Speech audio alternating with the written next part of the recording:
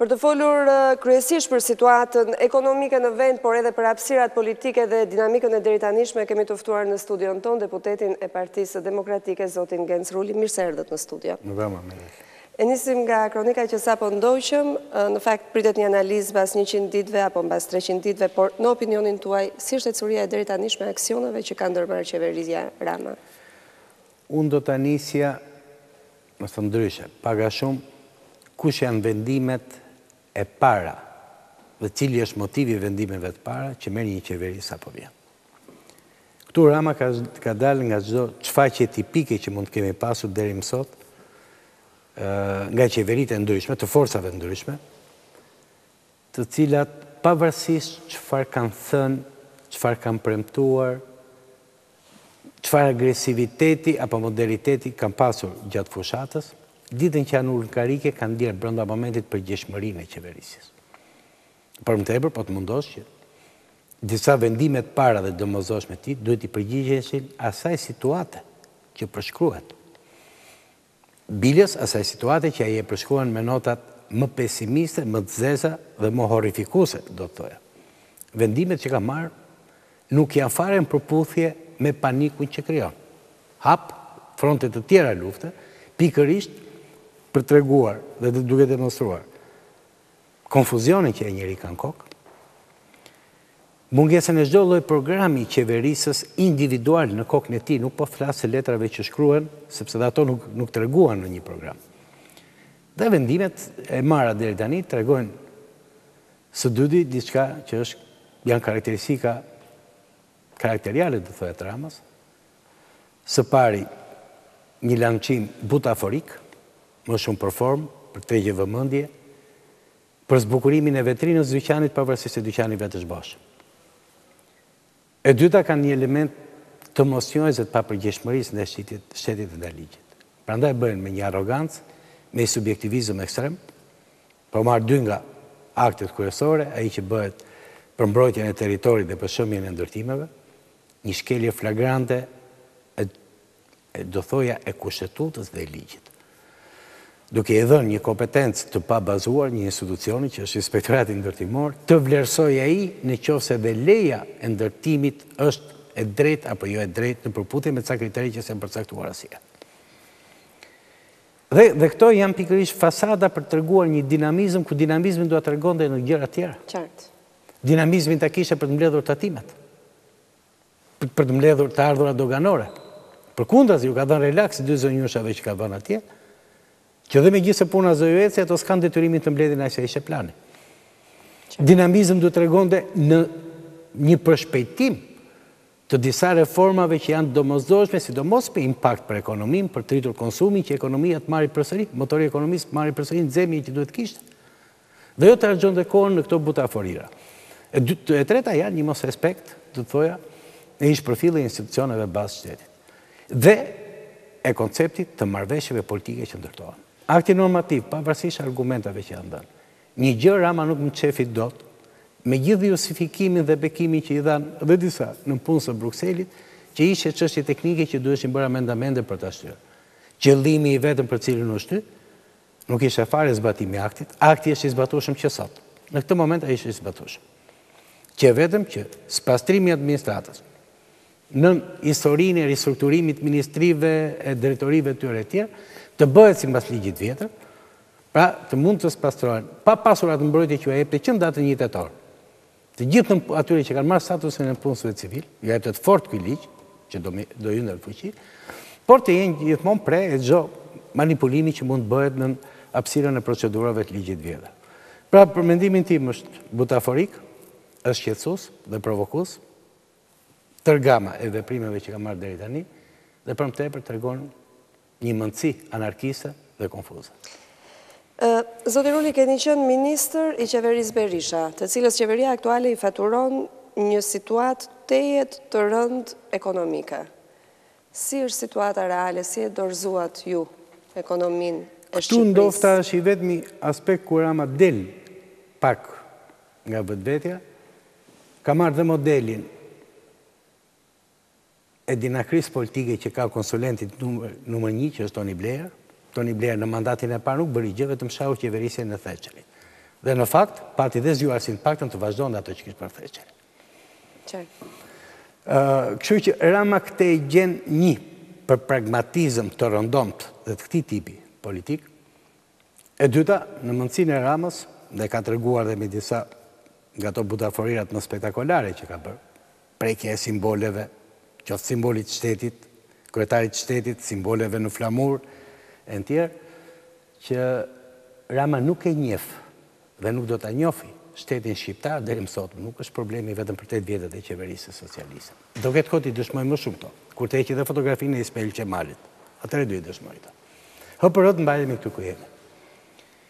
Duhet t'ju kujtoj vetëm kaq, kur kemi ardhur në 2005 në pushtet, mbas 8 vjetëve opozit, kemi gjetur një situatë me goxha probleme ekonomike, kemi gjetur një situatë ku në buxhetin e shtetit të ardhurat ishin realizuar vetëm 88%, ne po ja lëm të ardhurat 93% realizuar deri tani.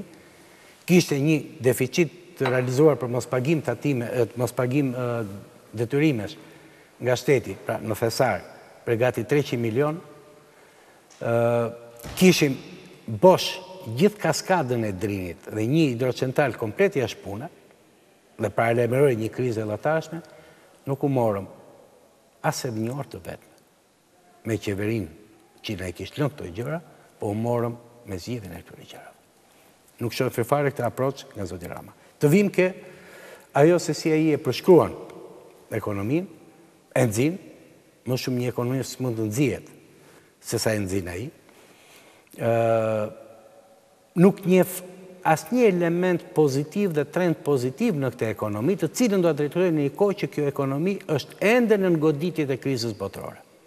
S'ka filluar ende ringritja ekonomike në Europë, që s'ka për të filluar në Shqipëri, por ti patjetër duhet fillosh e të punosh e të gjesh mekanizmat e tua se si do ta përshpejtosh të rritje ekonomike. Shqipëria, ku është ekonomia shqiptare sot, meqense fjalët tona si njerëz përgjegjës për një qeverisje të kaluar dhe për më tepër të akuzuar nga një qeverisje e së ardhur, mund të kenë më pak kredibilitet, unë do i referohesh asaj që ka thënë vetëm 10 ditë më parë, ministri italian i ekonomisë dhe i financave, i cili në mbledhjen e Fondit Monetar në 11 tetor këtij viti, ka prezantuar situatën ekonomike të 8 vendeve që përbëjnë grupin e vendeve anëtare të Fondit Monetar që drejtohen nga Italia. Ai e përshkruan si një ekonomi e cila arriti të ruajë stabilitetin makroekonomik, sidomos në vitet e krizës, duke filluar nga viti 2009 deri më sot, konstaton, një gjë që dhe ne kemi raportuar në shifrat tona, që viti 2012 u mbyll me rritje ekonomike për 1.2%, 1.6%, pavarësisht se i vit më parë kishte qenë 3.ca, dhe shprehet optimist që dhe viti 2013 Shqipëria do ta mbyllë me një shifër afër 2% rritje ekonomike. Duke qenë një nga pak vendet në këtë rajon të Ballkanit që ka ende rritje ekonomike. Konstaton që eksportet shqiptare kanë qenë në rritje dinamike në këtë vit krize, një faktor mjaft i rëndësishëm, sepse nëse ne nuk ram në recesion siç ran vjet të gjitha vendet e Ballkanit, e patë rritje zero të gjithë vendet e Ballkanit, që atë rënje të rritjes ekonomike që erdhi nga konsumi i brendshëm, i cili nuk krijoi kërkesë që të rrisë ekonominë, na erdhi nga konsumi i jashtëm, nga eksportet që ne bënim. Dhe eksportet janë rritur deri tani rreth 8.5%, po të marrë kryesisht eksportin e mallarëve, që është një rritje e konsiderueshme dhe i faktor që e ka mbajtur këtë ekonomi ende në rritje.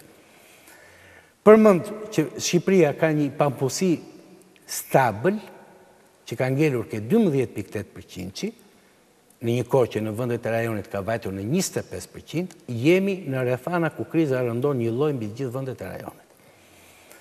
Bilanci i pagesave dhe për vitin 2013 ai raporton si një bilanc me ndryshime pozitive, për arsye se edhe ato rënje që kanë ardhur nga remitancat, të cilat në vitin 2013 kanë rënë ndjeshëm.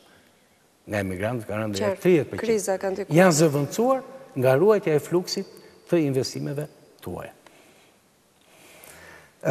Përmend që inflacioni, një tregues shumë i rëndësishëm i gjendjes së ekonomisë, është ruajtur në nivele më se të kënaqshme. Pra, presioni inflacionist mbi çmimet e konsumit e tjerë nuk ka qenë i lartë, pra ne kemi inflacion për 2.1 mendohet për këtë vit, dhe nuk shohim një rrezik, përveç një marrëzie që mund bëhet, që ky inflacion të rrezikohet të kalojë nivele më të larta. Përmend që borxhi publik, duke qenë në nivele të larta, rreth 60%, përbën një shqetësim që duhet mbajtur parasysh në politikat e qeverisë për të filluar dhe për ta shënguar atë, por ama prap, gjithë vendet e Bashkimit Evropian mesataren e borxhit publik e kanë 88%. Përmend që sidoqoftë deficiti buxhetor vjetor, ai që pritet kemi në fund çdo viti si deficit, në Shqipëri ngelet ende me urti më rajon.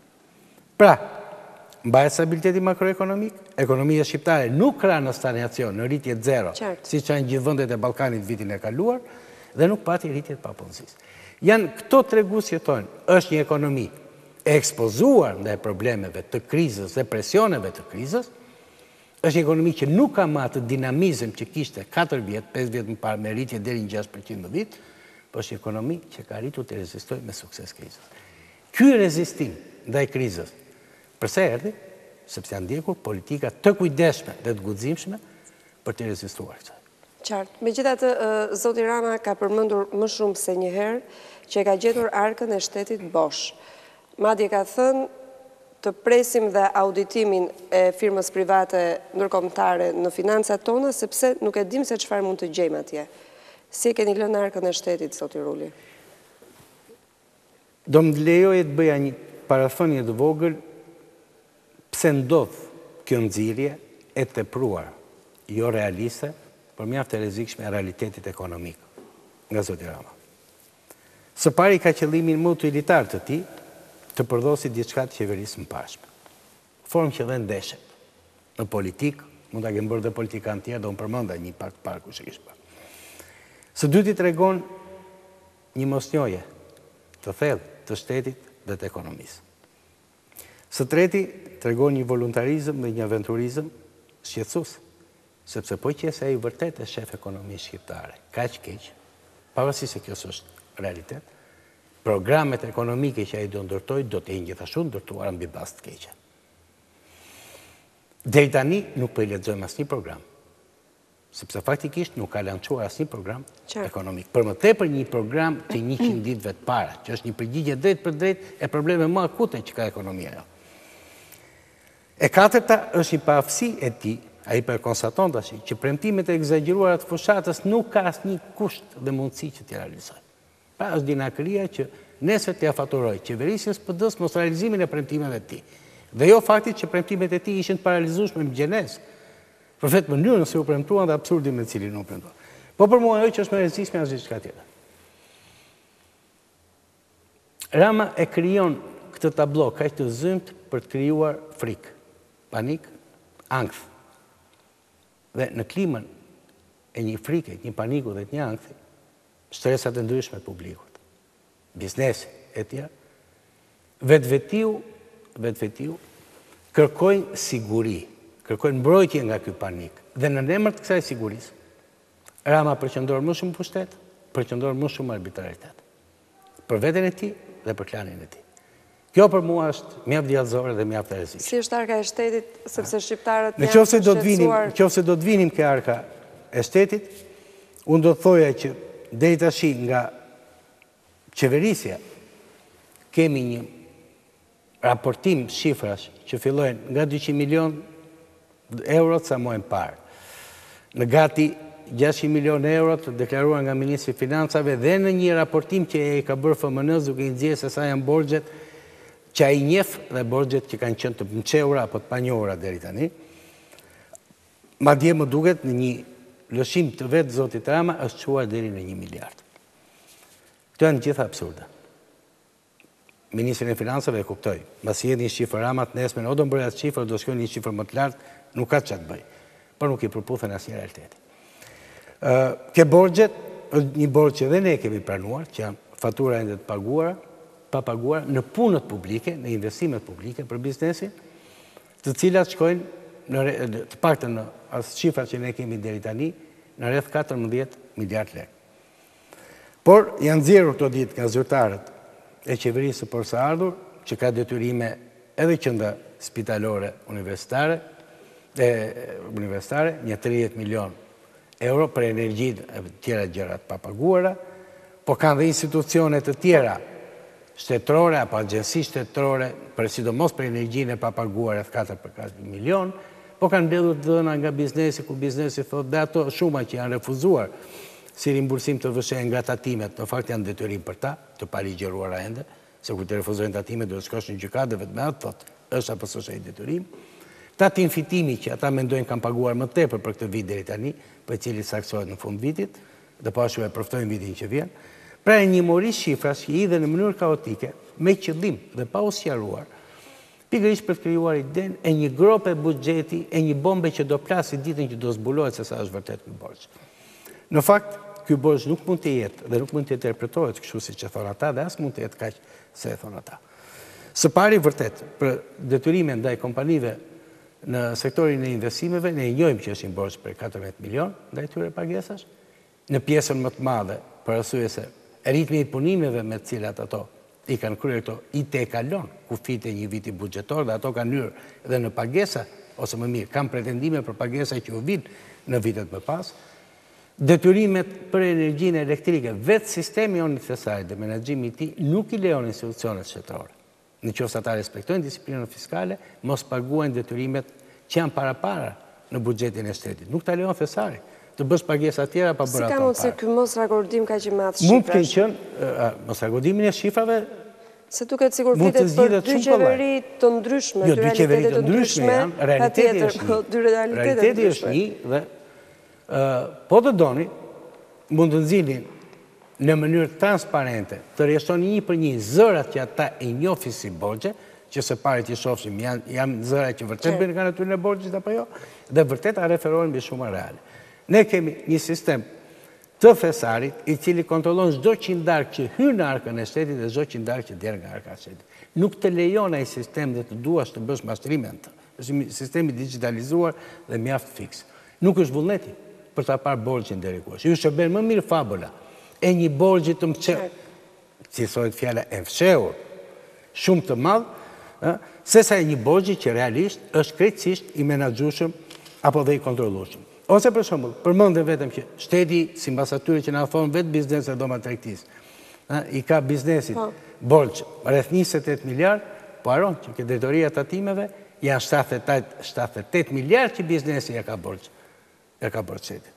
Pra, në mendimin tim, gjithë kjo parodi e rrezikshme në lidhje me shifrat mbi borxhin ishte edhe për të përgatitur atak normativ që ata kaluan dje në komisionet parlamentare. Konkretisht, le të flasim konkretisht, sa janë detyrimet e shtetit për punët, shërbimet apo mallrat, pra se është borxhi, se shifrat janë ndryshme. Në fillim u fol për $200 milion, u dha pastaj dhe shifra $560 milion. Ka një shifër? Unë këtë u mundova, ministri i financave. Zoti Bote ka dalë disa herë për të sqaruar shifrat që kanë. Megjithatë, nëse vërtet do të kishte një vullnet të sinqert para shqiptarëve, të sinqert edhe për të na vënë neve para përgjegjësisë, për në një mos administrim të mirë fiskal, sidomos në periudhën para dhe pasgjedhore. Atëherë, shumë mirë, një komision teknik brenda një dite, nuk duhet më shumë, të saktëson dhe gjithë shifrat e borxheve që. Borxhi nuk është borxhet ose detyrimet e mbetura për të paguar deri në fund vitit dhe një pjesë vitin që vjen nuk e kalojnë në mendimin tim, nuk e kalojnë më shumë se sa 200 milion euro. Qartë. Financat tona do t'i auditojë një firmë private. Mendoni se është korekte kjo? Financat tona do t'i auditojë kompani, dakord. Neve të paktën nga përzgjedhjet që ka bërë për të marrë eksperjenca zoti Rama, na ka futur në një grup bashkë me vendet e Afrikës, dhe pse mos bëhemi pjesëtar të këtij grupi edhe për një arsye dytë që është edhe kontrollin e llogarive të buxhetit, e kontabilitetit nacional që quhet, të vit na e bën një kompani e huaj. Për më tepër që ka gjë, zoti Rama e ka zgjedhur kompaninë. E ka zgjedhur pa tender dhe ka deklaruar edhe publikisht. Madje edhe ka filluar të thotë deri tani se si duhet ta nxjerrë borxhin dhe çfarë duhet ta raportojë për borxhin. Nuk janë të huaja këto gjëra për ne që jemi në këtë fushë të informacionit e tyre. Nuk ka asnjë nevojë të ngresh kimerën e një kontabiliteti shtetëror të shkatruar, që vetëm qef pallësitë e qytetarëve, por nuk ka nevojë gjithashtu as të kesh edhe të harxhosh para për një auditim të tillë nga një kompani e huaj, kur ti e ke vetë sistemin të vetë kontrollueshëm. Përmenda ti ke një sistem të thesarit të ngritur me financim për disa miliona euros për bankës botërore, të menaxhuar në ikon nën auditimin e tyre, i cili nuk të lejon të posto aventura. Nuk është harka e Bashkisë Tiranës kjo, që ka qenë dikur. Është harka e shtetit, është e vendosur në themelet të qarta të kontrollit dhe transparencës. Por vjen dhe i problem tjetër. A është e monitoruar ekonomia shqiptare dhe më mirë performanca ekonomike e Shqipërisë? Po, nga kompani private, madje kompani private që nuk janë kontraktuar nga qeveria Berisha, siç është Standard & Poor's and Moody's. Janë kompani që kanë pasur aftësinë vlerësuese, madje edhe kur ajo për tonë. Franca nuk është më 3A. Ekonomia franceze është 2A tani, ka rënë në pikë. Këto lloj kompanish e bëjnë këtë gjë jo në interes të qeverive, vlerësimin e ekonomisë, por në interes të investitorëve. Ku një investitor blen bono thesarit qeverisë shqiptare, ai ka bërë një investim ke qeveria shqiptare. Dhe garancia e këtij investimi që ka bërë është gjendja ekonomike e Shqipërisë. Dhe këto kompani, ty të kanë mbajtur edhe për gjatë viteve të krizës, në të njëjtin nivel vlerësimi që ti kishe para krizës, pra është ekonomi stabil, e pa ekspozuar në riskjet që janë prezente kudo në botë, ose ekspozuar lehtëshëm dhe pa rreziqe shqetësuese, atëherë ç'nevojë ke të marrësh një kompani në mënyrë subjektive, të përzgjedhur nga ty, që punon në direktivat e tua dhe me shifrat e rrezik serviruar nga ty, kë do bindesh? Mendoni se është i paragjykuar vendimi që do t'japi kjo kompani për sa i përket financave tona? Asë bën dyshim. Nuk ka asnjë lloj transparence në përzgjedhjen e kompanisë, nuk ka asnjë lloj nevoje. Pra derisa bën një fiksion të tillë, ky fiksion bëhet vetëm në funksion të një gjë, që Rama të ketë justifikimin e madh, të thotë, unë kam gjetur një palo shtet, një palo thesar, një palo ekonomi, prandaj juve palo punë prisni prej mua dhe palo rezultat prisni prej mua këtë vit. Në fakt, progres raporti i Bashkimit Evropian ju referua punës të qeverisjes tuaj. Zoti Rama në fjalën e tij e tha që kjo është një punë të cilën unë nuk ja mohoj qeverisë të mëparshme, edhe zonja Ministre e Integrimit Klajda Gjosha tha është një kontribut i përbashkët. Cili është opinioni juaj, sepse është mirëfilli puna e qeverisë tuaj? Nuk po dua ta marr progres raportin si një mjet që i dha në një favorizim, na dha në një favorizim neve si opozit, përveç favorit vetëm për të thënë që ne s'kemi gënjur kur themi që ky njeri po gënjen. Ky njeri po mashtron. Sepse progres raporti është një raport standard, një nga analizat më objektive që i bëhen Shqipërisë çdo vit, që është konsistent në vlerësimet e tij për disa viteve rrjedhë që ai del, përdor të njëjtin standard vlerësimi për një gjë, si në vitin 2008, ashtu dhe në vitin 2009. Mund të ketë gjëra në progres report, që unë personalisht mund të mos jem plotësisht dakord për saksinë e tyre.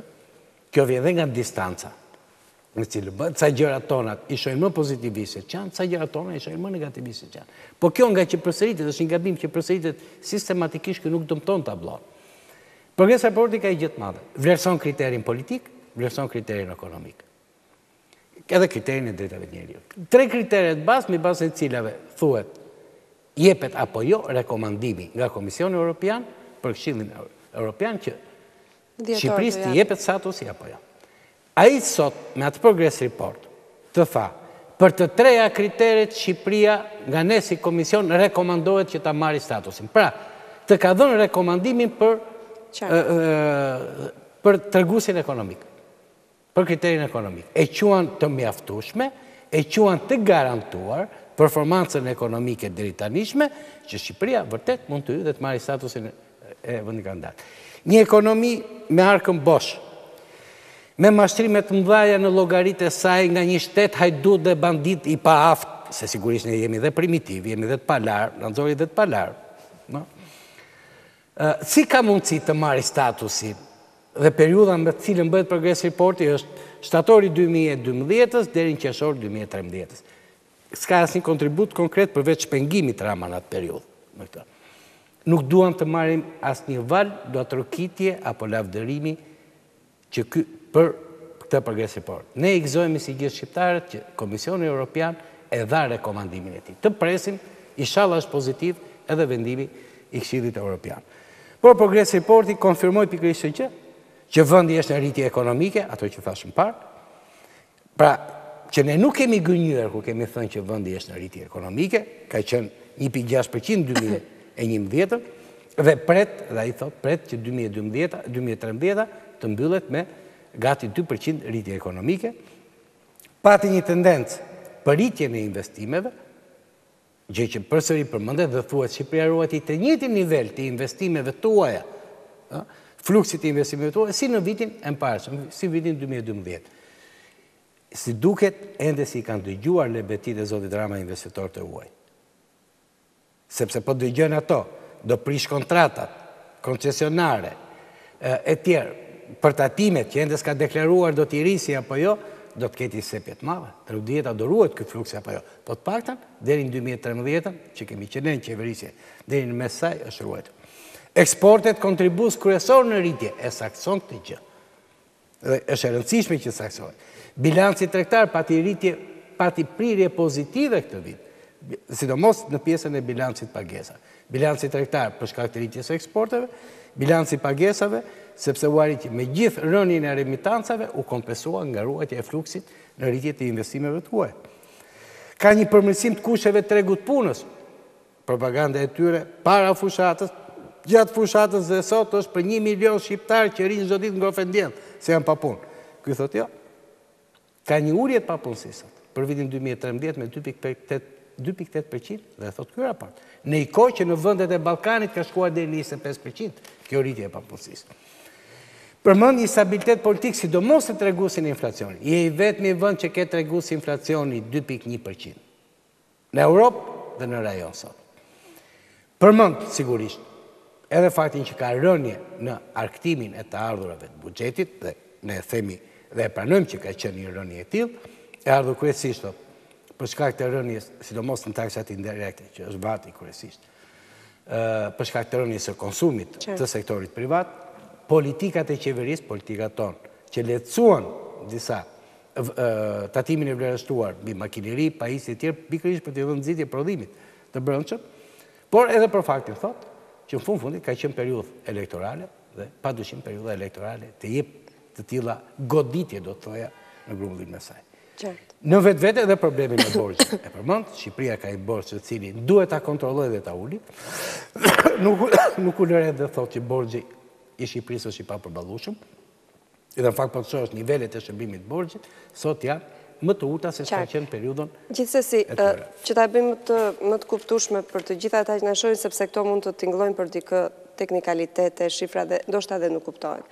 Pavarësisht gjithçkaje që thatë dhe pavarësisht gjithë këtij qëndrimi që kryeministri Rama ka dhe mendimit të tij që ka për ekonominë, si e shikoni ju në perspektivë ekonominë e vendit, të paktën për vitin e ardhshëm? Ekonomia e vendit po të ruaj trendet që ka pasur deri më sot. Po të ruaj mekanizmat fiskal që kanë pasur deri më sot. Po të ruaj politikat aktive të investimeve publike që ka pasur deri më sot, ekonomia shqiptare nuk ka për të pasur përkeqësi. Sepse dhe flukset e krizës, presionet e krizës ndërkombëtare po vinë duke ulur. Dhe padyshim do të ishte një luks i madh, po dhe një lëvizje e madhe, nëse kjo qeveri do të kishte ardhur me mend në kokë, dhe zoti Rama që të merrte lavdin, të nxjerrjes shëndosh të armijës, kur mbarojnë valët e krizës ekonomike, si një ekonomi që i rezistoj, si ekonomi që është ende dinamike dhe ende energjike. Në qoftë se do të aplikohet ai arbitrarizëm që po shifet në sektor tjerë në vendimet e qeverisë deri tash. Në qoftë se do aplikohen disa gjëra që janë premtuar nga ai në fushat për rritje tatimesh në disa drejtime, që prekin sidomos investimin, askush nuk mund të vëjë dorën zjarr. Ekonomia është një gjendje të brisht. Po u qeverisë në mënyrë diletante, amatore dhe arrogante, kjo ekonomi shumë kollaj bie në vizën e grafikut që shënon drejt zeros. Zoti Ruli, ju falenderoj shumë për opinionet që ndatë me shikuesin e ABC News. Ishim në studio me deputetin e Partisë Demokratike, ish ministri i ekonomisë, zotin Gens Ruli.